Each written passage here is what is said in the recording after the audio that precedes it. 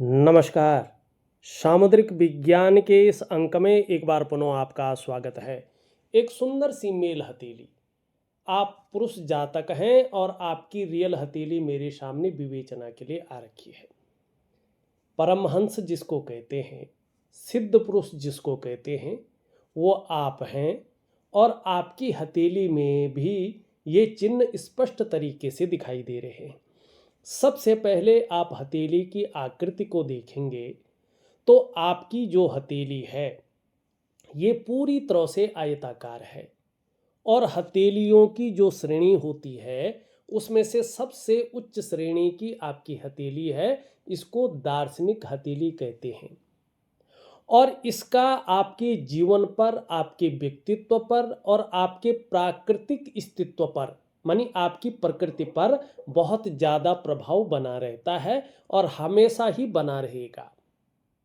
ऐसे में कहीं ना कहीं एक जिज्ञासु प्रवृत्ति वाले आप इंसान हैं। आपकी जो प्रवृत्ति है वो जिज्ञासु किस्म की है। एक एनालिटिकल स्वभाव वाले आप व्यक्ति हैं, एक दार्शनिक हैं। ये यहाँ पे आपकी हथेली की आकृति बता रही है।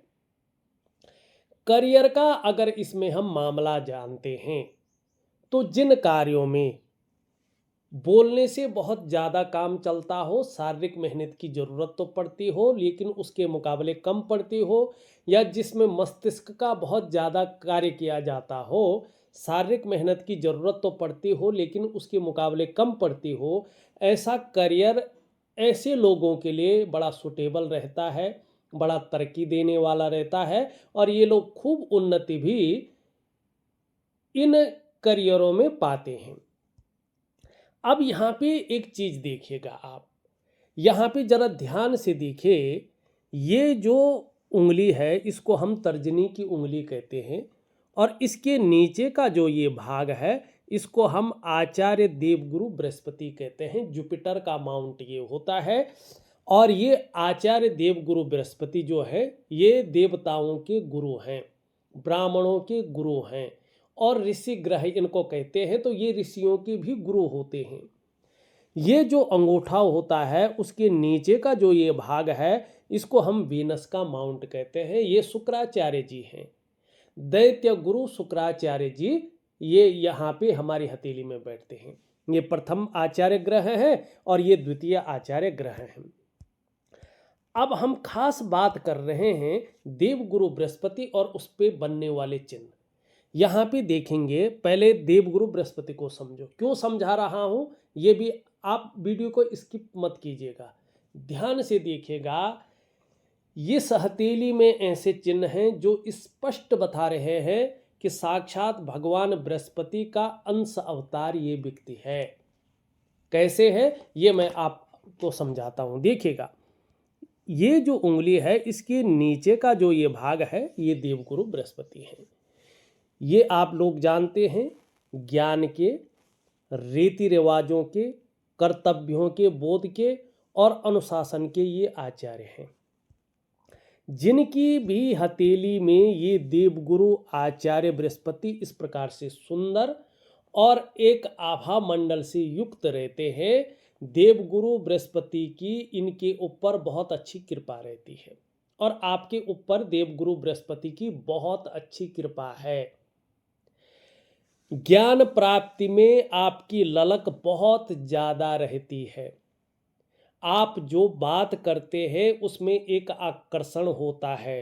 दो शब्दों के बीच का गैप ये प्राकृतिक बहुत आपके अंदर है, आपके पास है। तेजस्वी हैं, विद्वान हैं और बहुत अच्छे बुद्धिमान व्यक्ति आप हैं। और देखिएगा, जब भी बृहस्पति को अगर हम देखते हैं तो बृहस्पति समग्र चीज़ों को देखते हैं। समग्र का अर्थ है भूतकाल भी, वर्तमान भी और भविष्यकाल भी। आपका बृहस्पति तीनों चीज़ों को यहाँ पे दिखा रहा है।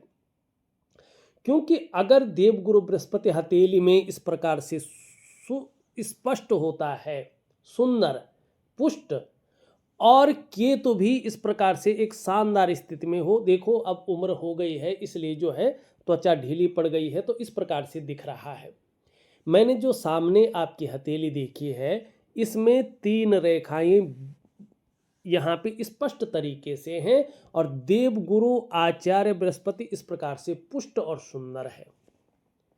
तो ये भूतकाल में यानी पूर्व जन्म में आपने बहुत अच्छे कर्म किए हैं, आपके जो संस्कार थे वो बहुत अच्छे थे, पूर्व जन्म के कर्म अच्छे थे, जिसके कारण आपकी हथेली में देवगुरु बृहस्पति बलाबल की स्थिति में आए हुए हैं। केतु पर 3 स्पष्ट अखंड रेखाएं आपकी हथेली में स्पष्ट दिखाई दे रहे हैं। तो कहीं ना कहीं हस्तरेखा में वर्तमान का संबंध ऐसे बन जाता है, ये मात्र ऐसे ग्रह हैं जो तीनों कालों में कालातीत बने रहते हैं। अब यहाँ पे देखिएगा, ये सुंदर है, 3 रेखाएं यहाँ पे है। ये क्या बता रहा है कि व्यक्ति पूर्व जन्म में मनुष्य ही था और इतने बहुत अच्छे कर्म किए हैं, संस्कार बहुत अच्छे रहे हैं, कर्म बहुत अच्छे रहे हैं, तो कहीं ना कहीं जो है इसने पुनः अपने ही वंश में जन्म लिया है। कहीं बाहर से नहीं आए हैं आप अपने ही वंश के पितृ थे और ठीक 5वीं पीढ़ी में आपका जन्म हो गया है, जो मैंने आपको बताया भी है। ठीक 5वीं पीढ़ी में आपका जन्म हो गया है और आपका लिंग भी नहीं बदला है और आपका जो है डीएनए भी वही है, डीएनए भी नहीं बदला है। अब आपने 5वीं पीढ़ी में जन्म क्यों लिया है, इसका क्या उद्देश्य था, ये आपकी जो है जीवन की रेखा स्पष्ट तरीके से बता रही है। जीवन रेखा आप स्पष्ट देखो तो केतु से मिलन कर रही है। केतु मोक्ष का कारक है, केतु अध्यात्म का कारक है और केतु रिसर्च और शोध का, अनुसंधान का कारक है, खोज का कारक। ठीक है ना। ये व्यक्ति अपने जीवन काल में बहुत अच्छे जो है रिसर्चर होते हैं, अनुसंधानकर्ता होते हैं। लेकिन फिलहाल हम जीवन रेखा के ऊपर बात करते हैं। जीवन रेखा कहाँ आ रही है, केतु पे आ रही है। इसका क्या मतलब है, व्यक्ति ने मोक्ष की प्राप्ति के लिए, मुक्ति पाने के लिए जन्म लिया है। इस जन्म में व्यक्ति का मोक्ष है। पर जब मैंने स्पष्ट तरीके से इसमें शोध किया, रिसर्च किया, पिछले कई सालों से और कई हजार हथेलियों को देखा है, तो मैंने एक चीज पाई है, जिस भी व्यक्ति की हथेली में इस प्रकार से जो है जीवन की रेखा केतु पे चली जाती है, ये तो निश्चित है कि उस व्यक्ति के ने मुक्ति की प्राप्ति के लिए जीवन लिया है, जन्म लिया है। लेकिन कुछ चीजें घटती हैं भौतिक रूप से। जैसे जैसे ऐसे व्यक्ति की उम्र बढ़ती है, ये व्यक्ति बहुत ज़्यादा धार्मिक और आध्यात्मिक प्रवृत्ति के हो जाते हैं, बहुत ज़्यादा धार्मिक और आध्यात्मिक प्रवृत्ति के। ऐसे लोगों का जो तरक्की का मामला होता है, जन्म स्थान से दूर होता है। जन्म स्थान में रहकर भले ही ऐसे लोग बहुत बड़ी तरक्की न कर पाएंगे, लेकिन जन्म स्थान से दूर ऐसे लोग अपने स्तर की बहुत बड़ी तरक्की कर लेते हैं। और ऐसे लोगों को यात्राओं का बहुत अच्छा मौका मिलता है, जिससे मन प्रसन्न रहता है और जीवन में खुशनुमा माहौल बना रहता है। यात्राओं का बहुत ज़्यादा मौका मिलता है, बहुत यात्राएं ऐसे व्यक्ति करता है और अंत में जीवन रेखा अगर इस प्रकार से हो जैसे इनकी है, ये त्रिभुज ही बना हुआ हो जैसे आपका है, तो ऐसे व्यक्ति बहुत अच्छा धन भी कमाते हैं, मल्टीपल प्रॉपर्टी के मालिक भी होते हैं। हालांकि जो इनका प्रारंभिक जीवन होता है, इसमें ऐसे लोगों को बहुत ज़्यादा संघर्षों का सामना भी करना पड़ता है, कई बार उतार चढ़ाव भी देखने पड़ते हैं और कई बार अस्थिरता का सामना भी करना पड़ता है। ये सब आपके जीवन में घटित हुआ है, लेकिन आपका मेन मकसद है भगवत प्राप्ति करना।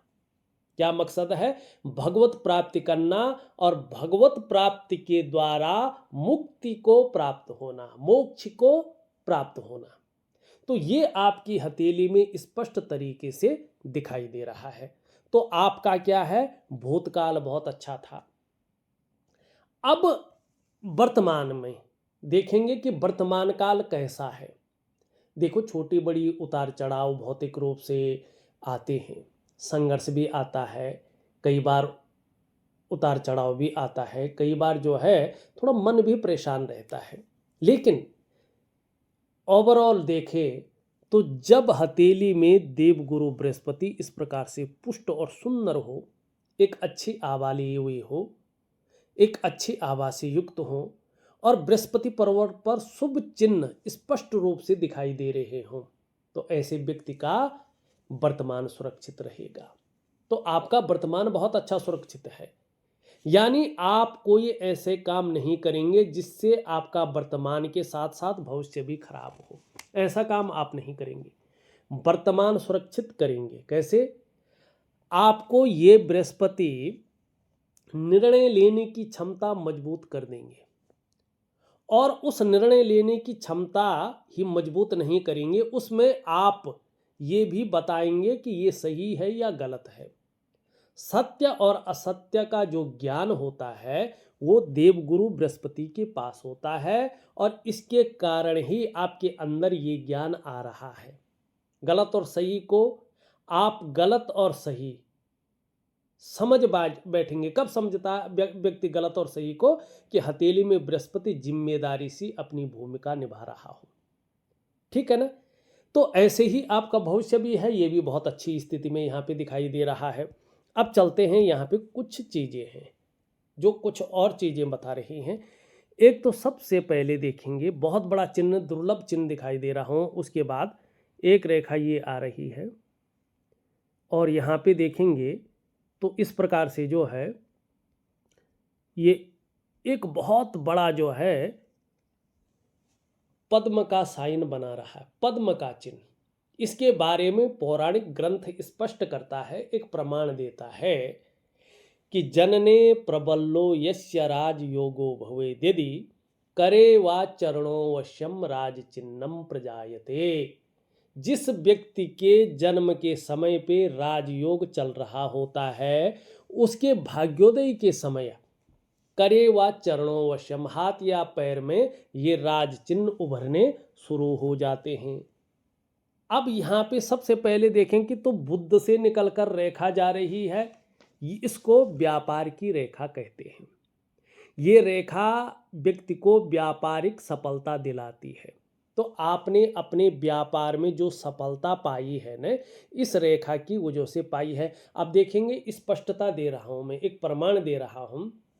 वैसे इस रेखा को कई लोग कुछ और भी कहेंगे, लेकिन ये बुध मानी वाणी का ग्रह, त्वचा का ग्रह और आपके व्यापार के ग्रह से निकल रही है। और कहाँ पे प्रभाव डाल रही है? ज्ञान के ग्रह, रीति रिवाजों के ग्रह, धर्म और अध्यात्म का जो ग्रह है देवगुरु बृहस्पति पे इसका प्रभाव पड़ रहा है।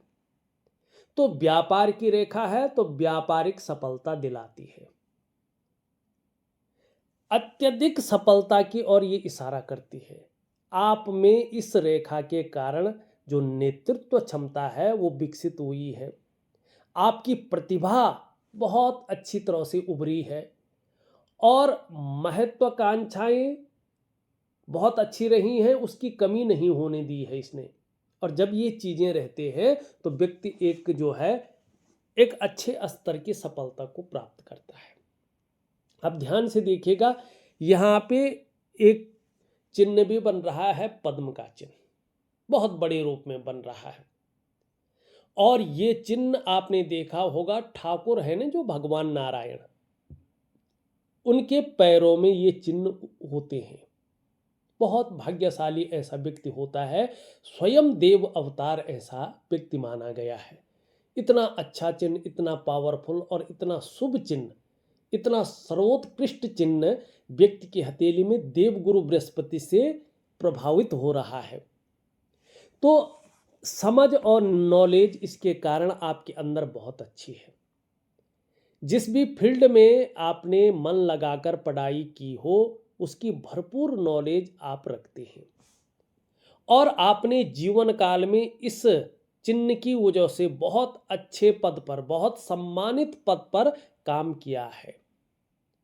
अगर आप उस समय सरकारी नौकरी की कोशिश करते तो बहुत बड़ी हाई लेवल जॉब, बहुत बड़ी पोजीशन आपको मिल जानी थी।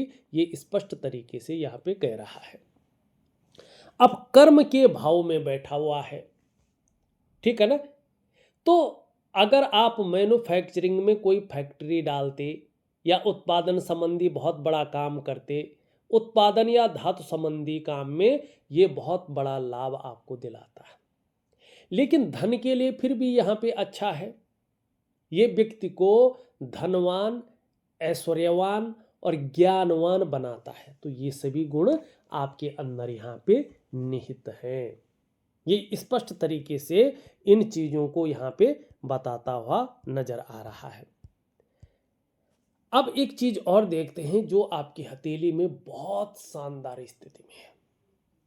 सबसे पहले अब देखिएगा, ऐसा चिन्ह किसी की हथेली में नहीं है। यहाँ पे एक चिन्ह बन रहा है, अगर दिख रहा हो तो ये मैं प्रिंट कर लेता हूं। ध्यान से देखिएगा, मैं गलत प्रिंट नहीं कर रहा हूं।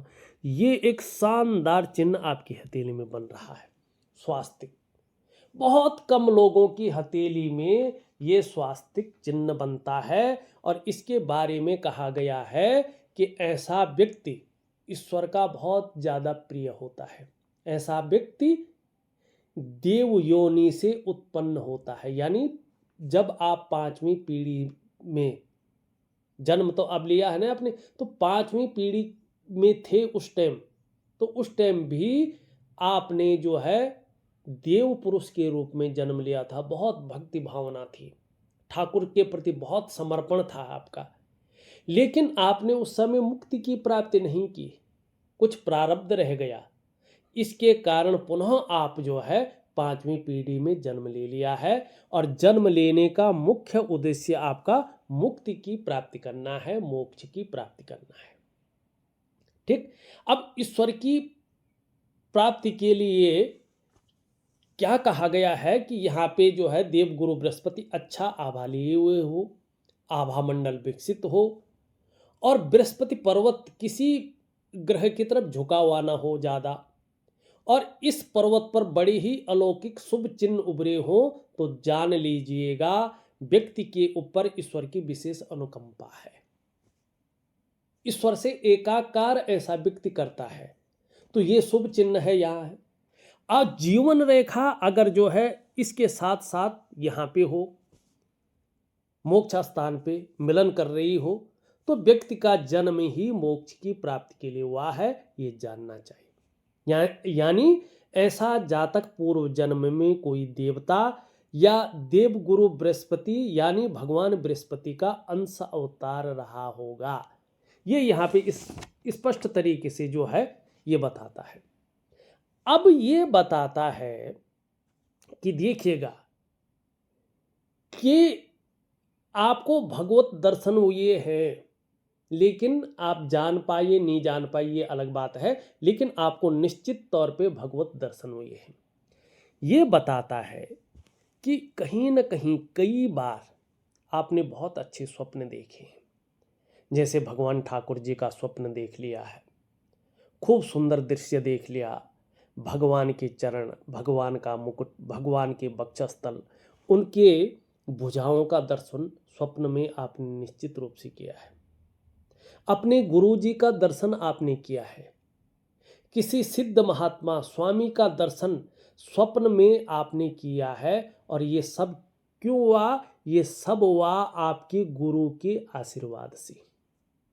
ये सब भगवान की बड़ी कृपा है, तभी स्वप्न में आपकी ये चीजें आई हैं। स्वप्न में आपने कोई पुरुषार्थ नहीं किया है। सामान्य बात है, आपने जब कोई स्वप्न देखा उसमें आपने क्या किया? कुछ नहीं किया ने, आप तो बस बिस्तर पे सोए हैं, आपने कोई पुरुषार्थ नहीं किया, आपने कोई काम नहीं किया, बस आप नींद में गए और आपके गुरु की, आपके इष्ट की, आपके श्रेष्ठ की बड़ी कृपा रही कि आपको बहुत अच्छे स्वप्न हुए हैं। देखिएगा हमारे शास्त्रकार लिखते हैं, पुराणों में, धर्म शास्त्रों में लिखा है उन्होंने कि यदि स्वप्न में भी भगवान का दर्शन होता है तो वो दर्शन ही माना गया है, वो भी भगवान का ही साक्षात दर्शन होता है।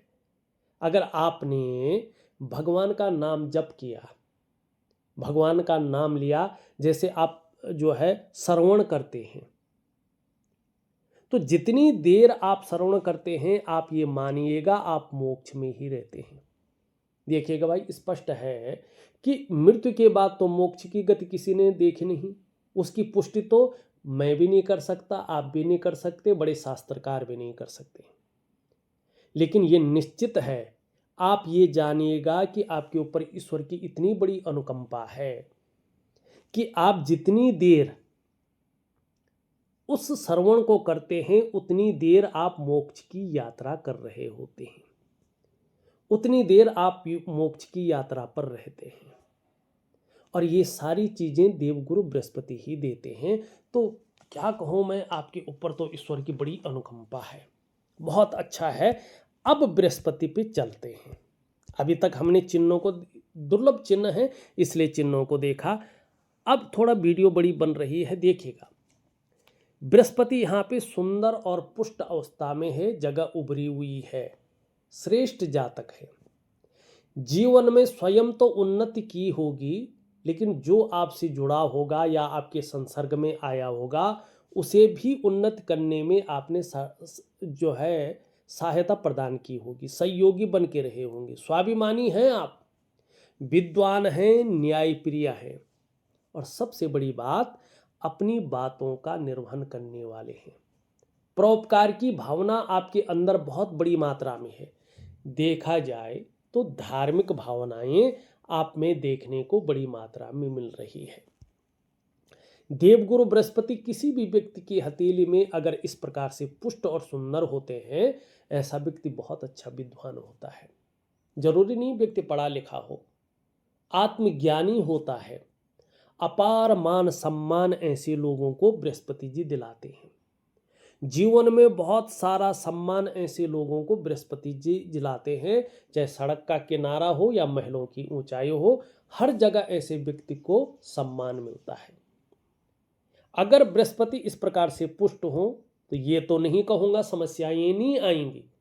भाई मनुष्य जन्म लिया है तो समस्याएं तो आएंगी ही, लेकिन कुछ दिन अपना उत्पात जरूर मचाएंगे, लेकिन अनिष्ट नहीं कर पाएंगे। ऐसा व्यक्ति अनिष्टता से बच जाता है। तो आपकी हथेली में कुछ लक्षण हैं जो बता रहे हैं कि व्यक्ति देव पुरुष है, ठीक है ना। व्यक्ति परम सिद्ध है, परम हंस है, और ये बता रहा है बृहस्पति। और मैंने यहाँ पे क्या कवर किया कि व्यक्ति क्या था और किस वंश का था। दूसरा, व्यक्ति का जन्म किस उद्देश्य के लिए हुआ है। तीसरा, पूर्व जन्म हमने देख लिया, वर्तमान भी हमने देख लिया, वो भी मैंने कवर कर लिया।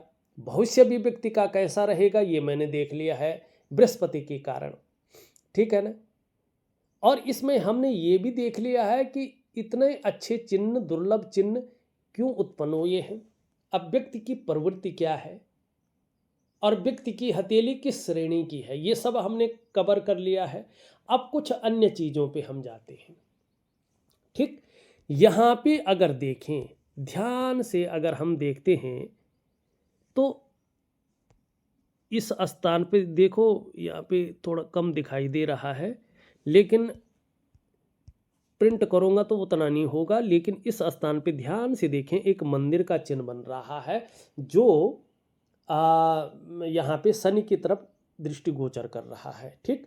और शनि पे आप ध्यान से देखेंगे तो इस प्रकार से चिन्ह बन रहा है। तो इसका तो हमने देख ही लिया। खैर, ये मंदिर का सूर्य चंद्र लता नेत्र अष्टकोण त्रिकोणम मंदिरम गज अश्वानाम धनी सुखी भवित, ये हमारा पौराणिक ग्रंथ कहता है। इतने सारे चिन्ह में एक चिन्ह भी व्यक्ति की हथेली में हो तो ऐसा व्यक्ति धनवान होता है और जीवन में सुख की प्राप्ति करता है। और दूसरी बात कहा गया है कि यदि किसी व्यक्ति की हथेली में त्रिकोण या मंदिर का चिन्ह बन रहा हो तो जैसे जैसे वो स्पष्ट होता जाता अपना फल देता है। ऐसा व्यक्ति अपने जीवन काल में ऐसा कार्य करता है कि उसके जाने के बाद भी समाज सदैव उसको याद रखता है। पीढ़ी दर पीढ़ी ऐसा व्यक्ति याद रखा जाता है। ऐसे व्यक्ति ज़्यादातर आपने देखे होंगे, कोई मंदिर का निर्माण कर लेते हैं, गौशालाओं का निर्माण कर लेते हैं, तालाब का निर्माण कर लेते हैं, बावड़ी का निर्माण कर लेते हैं, या धर्मशालाओं का निर्माण कर लेते हैं, या कुछ ऐसा करते हैं कि समाज में या समाज के लोगों के लिए जो कल्याणकारी होता है, ये इस चीज़ को देखता है। अब हम थोड़ा सा देखते हैं यहाँ पे बुद्धादित्य राजयोग। यहाँ पे देखेंगे तो ये उंगली इस उंगली के पहले पोर्व तक पहुँच रही है। ये उंगली बृहस्पति की उंगली से बड़ी है, मिडिल फिंगर से छोटी है, और देवगुरु आचार्य बृहस्पति यहाँ पे सुंदर और पुष्ट अवस्था में है। हथेली की रेखाएं 0.1% भी किंतु परंतु नहीं बताती है, बस उसको थोड़ा बारीकी से देखना होता है। ये बुध है, ये आदित्य है, और इसमें बड़ी भूमिका देवगुरु बृहस्पति की ही होती है। और यहाँ पे ये हथेली में बनने वाला सबसे बड़ा राजयोग बनाता है बुद्धादित्य राजयोग। दो चीज़ें घटती हैं साहब इसमें, 100%, 0.1% भी किंतु परंतु नहीं है। ऐसा व्यक्ति समय रहते यदि अपने लक्ष्य का निर्धारण कर लेता है, अपनी मेहनत को दुगना कर लेता है और एकाग्रता के साथ उस लक्ष्य की ओर बढ़ता है, तो बृहस्पति से संबंधित क्षेत्रों में ऐसे व्यक्ति को सरकारी नौकरी या इससे संबंधित क्षेत्रों में कार्य मिलता है और उच्च स्तर की सफलता मिलती है। किन क्षेत्रों में? शिक्षा, इंजीनियरिंग, चिकित्सा, मैनेजमेंट, वाणिज्य और कानून। अगर 1% व्यक्ति सरकारी नौकरी या इससे संबंधित क्षेत्र में न गया तो फिर ऐसे लोग अपने व्यापार में जाते हैं। व्यापार में ऐसे लोग उत्कृष्टता पाते हैं, व्यापार के कारण ही जाने जाते हैं और व्यापार के कारण ही इनकी एक पहचान बनती है, एक ब्रांड बनकर ये लोग उभरते हैं। तो ये था बुद्धादित्य राजयोग। अब एक चीज और देखिएगा, जब हथेली में यहाँ पे एक कोबड़ निकल रही हो तो ये बताती है कि व्यक्ति के अंदर गूढ़ ज्ञान है, व्यक्ति बहुत इंटेलिजेंट है, व्यक्ति शार्प माइंड का है। लेकिन ये और चीज़ों को भी बताती है, ये बताती है कि व्यक्ति ने अपने जीवन काल में अच्छा खासा संघर्ष भी देखा है, जीवन में कई बार धन हानि भी हुई है, और जब व्यवसाय में बिल्कुल उस प्रकार के संबंध बन गए थे तो संबंध में जो है कहीं ना कहीं व्यापार का नुकसान हुआ है। और खासकर जब ऐसे व्यक्ति पार्टनरशिप में कोई कार्य करते हैं तो दगा दे देता है, ऐसे ठीक है ना, हो जाता है। और एक स्थिति आती है कि खूब मेहनत के बाद ही ऐसे लोगों के पास फिर धन आना शुरू हो जाता है। जैसे जैसे आपकी उम्र बढ़ेगी, थोड़ा पेट दर्द, घुटने का दर्द और कमर की प्रॉब्लम, जिसको साठिका की प्रॉब्लम कहते हैं, इसकी संभावना दिख रही है, तो आपको योगा और व्यायाम इत्यादि चीज़ें करवानी चाहिए, ठीक है ना। लेकिन फिर भी अगर हम कहें तो वो संघर्ष फिर पीछे छोड़ जाता है और व्यक्ति आगे बढ़ जाता है। ये चीज़ें निश्चित तौर पे दिखाई दे रही हैं। हृदय रेखा अगर हम यहाँ पे देखते हैं, व्यक्ति की शानदार हृदय रेखा है, देवगुरु बृहस्पति से प्रभावित है, यानी आप सबके लिए सोचने वाले व्यक्ति हैं, विद्वान हैं, बुद्धिमान हैं, तेजस्वी हैं, और जिसको भी प्रेम करते हैं न, हृदय की गहराई से प्रेम करते हैं।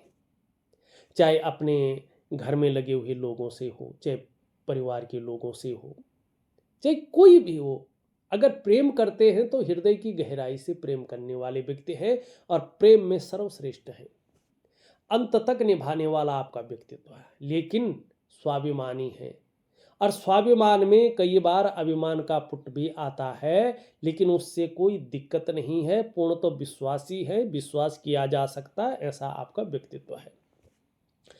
हम कहेंगे निर्मल हृदय के व्यक्ति हैं। आपको अपने जीवन काल में सूर्य पे ये दो रेखाएं होने के कारण मान, पद, प्रतिष्ठा, ऊंचे स्तर की प्राप्ति हुई है, इसमें कोई यहाँ पे जो है शंका नहीं दिखाई दे रही है। आप उच्च अधिकारी बनने योग्य भी थे, उच्च पद प्राप्त करने के योग्य भी थे, और ये आपको हुआ है। एक चीज है, जब जीवन रेखा इस प्रकार से हो और सूर्य में दो रेखाएं हों, तो ऐसा व्यक्ति चाहे व्यापार करे, नौकरी करे, कोई और भी काम करे, समाज में एक श्रेष्ठ जीवन व्यतीत करते हैं। ये आपकी हथेली में स्पष्ट दिखाई दे रहा है। वहीं मस्तिष्क रेखा देखिए, बीच में थोड़ा सा तनाव आया था, लेकिन अब ठीक है। बौद्धिक स्तर व्यक्ति का बहुत अच्छा है, लेकिन कल्पना के ग्रह का प्रभाव पड़ रहा है, तो बहुत ज्यादा प्रायो सोचने वाला व्यक्तित्व है। कल्पनाओं में डूबे रहने वाला व्यक्तित्व भी कई बार उभर जाता है, और कई बार आपका जो मन है ना, वो थोड़ा तनाव में चला जाता है, डिप्रेशन में चला जाता है, हल्की एंजाइटी की समस्या पाल लेता है। मानी मन की एकाग्रता कई बार भंग हो जाती है, लेकिन एक श्रेष्ठ सफलता की प्राप्ति यहाँ पे दिखाई दे रहा है, और बहुत अच्छी कल्पनाओं की ओर ये ले जा रहा है आपको। जीवन रेखा देख ली हमने, आपकी व्यापार की रेखा देख ली, मस्तिष्क की रेखा देख ली, और हृदय की रेखा देख ली। करियर और धन की रेखा इस प्रकार से जा रही है। एक बार ऐसा निर्णय लिया है जरूर आपने अपने मस्तिष्क से, जिसकी वजह से आपने अपनी डेवलपमेंट, अपनी प्रोग्रेस को बाधित किया है, और फिर बहुत लंबा समय लग गया उस डेवलपमेंट और उस प्रोग्रेस को दोबारा वापस करना, ये दिखा रहा है। लेकिन अब अच्छा है, आगे चलकर बहुत सुंदर स्थिति यहाँ पे दिख रही है, और आप भी एक अच्छी स्थिति में जा रहे हैं। न तो गलत रास्ता पकड़ रखा है, और न आपने जो है गलत दिशा पकड़ रखी है। यहाँ पे देखेंगे तो एक सुखद जीवन जीने की चाह बनी रहेगी, सुखद जीवन जीने के लिए प्रयत्नशील व्यक्तित्व बना रहेगा। धार्मिक भावनाएं बहुत अच्छी रहेंगी, ईश्वर में विश्वास बना रहेगा, और अपने आराध्य के प्रति भी समर्पण की भावना बनी रहेगी। देखो, कामयाब तो होंगे आप, लेकिन बहुत ज़्यादा मेहनत, बहुत ज़्यादा परिश्रम करने के बाद ही चीज़ों में सफलता दिखाई दे रही है। यहाँ पे कुछ कामों में आपकी बहुत ज़्यादा अड़चनें आ जाती हैं, और उसके कारण थोड़ा सा तनाव, थोड़ा सा डिप्रेशन की स्थिति आ जाती है। ये चिंताओं को दे देता है। इस प्रकार की चीज़ों को शनि आपके चीज़ों में बता रहा है। यश पाने की इच्छा, नेम फेम पाने की इच्छा, और अपने कार्यों में विस्तार और फैलाव पाने की इच्छा बहुत अच्छी है और बनी रहेगी। धन कमाने की ललक भी बहुत अच्छी है, और ये इसके पहले की पूर्व तक पहुंच रहे हैं। ऐसा व्यक्ति उत्कृष्ट व्यापारी होता है, उच्च वर्ग का व्यक्तित्व लिए हुए होता है। श्रेष्ठ और सफलतम व्यक्तियों में ऐसे लोगों की गिनती होती है। दो कारणों से ऐसा व्यक्ति सफल होता है। एक तो ऐसा जातक अपने बलबूते कुछ करने वाला होता है, और ये गुण आपके अंदर सर्वश्रेष्ठतम स्थिति में है। जब कनिष्ठा इस प्रकार से सुंदर हो तो कहना ही क्या। दूसरा, व्यक्ति का कम्युनिकेशन स्किल्स ऐसा होता है कि उसके कारण व्यक्ति अच्छी सफलता पाता है। दूसरी बात, जब ये इस प्रकार से सुंदर हो तो ऐसा व्यक्ति स्वयं उद्यमी तो होता ही है, कुछ ऐसे करने की फितरत में रहता है जिन अच्छे कर्मों के लिए लोग उन्हें सदैव याद रखें। ये नेचुरल है आपके अंदर। ठीक, शुक्र को देखें, शुक्र आपका पीछे की तरफ झुका हुआ, घूमने फिरने के बहुत ज़्यादा मौके मिलते हैं यात्राओं के, लेकिन ये यहाँ पे ज़्यादा बड़ा हुआ है। सब कुछ सुख होते हुए भी कभी कभी ऐसा लगता है कि सुख का आभास कम होता है। लेकिन ठीक है, कला है, सौंदर्य है, सुंदरता है, ये सब चीज़ आपके जीवन में बनी रहेगी। कभी कभी ये थोड़ा सा जो है क्षणभंगुर वाला गुस्सा भी करवा लेता होगा, लेकिन बृहस्पति और शुक्र ठीक है तो गुस्सा दिखता नहीं है। लेकिन पराक्रम बहुत अच्छा है, एनर्जेटिक स्वभाव है, जो भी आपसे मिलेगा कंफर्टेबल फील करेगा। बृहस्पति हमने देख लिया है, शनि हमने देख लिया है, सूर्य हमने देख लिया है, बुध भी देख लिया है। चंद्रमा की स्थिति थोड़ा सा जो है 5-6 महीने बाद चंद्रमा अपनी स्थिति बदलेगा, खासकर जून मध्य से, तो मन बहुत अच्छा रहेगा फिर, और कहीं ना कहीं आपके कार्यों में जो है ऊर्ध्व स्थिति ये देगा। कुल मिलाकर अगर हम बात करें तो एक श्रेष्ठ हथेली है, दिव्य हथेली है, और अलौकिक हथेलियों में आपकी हथेली की गिनती आती है। हमने सब कुछ इसमें देख लिया है और अभी तक मेरे पास जो हथेलियाँ आती है उसमें बहुत उच्च श्रेणी की आपकी हथेली है। इस अंक में बस इतना ही। एक नए अंक के साथ पुनः उपस्थित होऊंगा। तब तक के लिए नमस्कार।